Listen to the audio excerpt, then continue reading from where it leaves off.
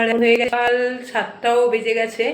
আমি তো উঠেছি কিছুক্ষণ আগেই, কিন্তু আমি ফোন নিয়ে একটু এডিট করা এগুলো একটু শিখি সকালবেলা, নিজে নিজে একটু ট্রাই করি। আজকে যেমন একটা ব্লগ বানাতে নিলাম, কিন্তু সেইটা আমি ঠিক করে আমি ভিডিওটা বানাতেই পারিনি। যখন আমি এডিট করেছি তারপর দেখেছি যে কিছু কিছু আমি যেগুলো ভেবেছি যে ভিডিও হচ্ছে সেগুলো হয়নি, আমি ভিডিও কিভাবে কি করেছি বুঝতে পারিনি। তো এখন হয়ে গেছে সকাল, চলো আমি প্রত্যেক দিন সকালবেলা দিই আমি পায়রাকে খেতে। তো চাল আছে, চালের সাথে দেবো আমি একটু মুড়ি মিক্সড করে, কারণ পায়রাগুলো না ওপরে থাকে, তো এইবারে ওদেরকে চাল ছিটিয়ে দিলে ওরা বুঝতে পারে না, অনেক সময় বুঝতে পারে অনেক সময় বুঝতে পারে না। তারপর আমি কি করেছি, ওর সঙ্গে একটু মুড়ি মিশিয়ে দিই, কারণ মুড়িগুলো সাদা সাদা, তো এইবারে ওদেরকে দিলে না ওরা ঠিক বুঝতে পারে যে আমি ওদেরকে মানে খাবার দিয়েছি। তো এই জন্য এখন আমি দরজাটা খুলি। দেখো সকালবেলায় পূর্ব দিকে রোদ্দুর কেমন, সূর্য।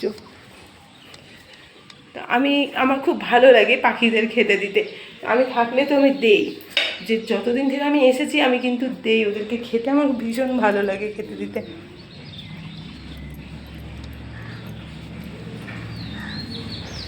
চলো দেখবে পায়রাগুলো।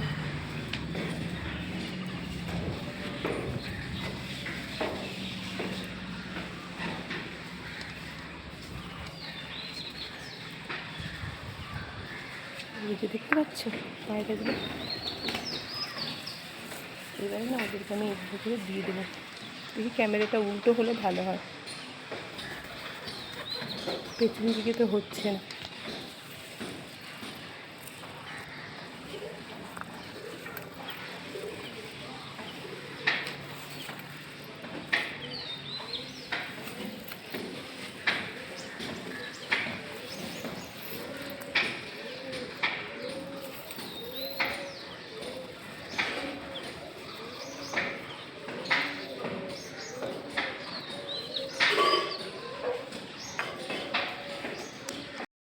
যে পায়রাগুলোকে খেতে দিলাম, দেখো সব পায়রাগুলো এসে কিরম খাচ্ছে, ওই যে।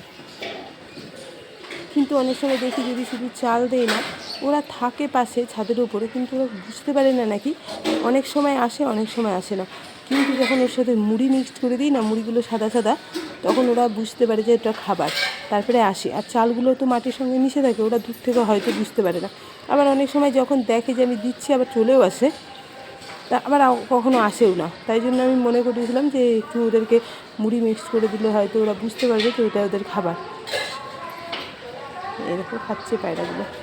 কত ফুল! তো আমি তো এইখানে কোনো এখনও ঠাকুর পাতিনি, শুধু একটা শিব পার্বতীকেই আমি আর কি রেখেছি, কিনে নিয়ে এসেছি। তো ওটা একটু ফুল তুলে নিলাম, এই ফুলগুলো দিয়ে আমি শিব পার্বতীকে দেব চরণে।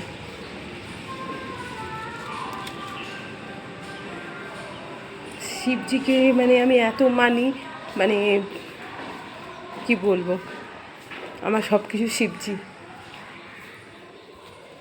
তো দেখো এই যে আমার শিবজিকে আমি এখানে রেখেছি, আমার জায়গা নেই এখানে, তবুও আমি রেখেছি। আর এইখানে ফুলটা আমি রেখে দিলাম। এখন না পুজোর জিনিসপত্র আমি কিছুই নিয়ে আসিনি, যদিও একটা পেপারে রাখার দরকার, এই যে এটার মধ্যে রেখে দিলাম, পুজো দেবো।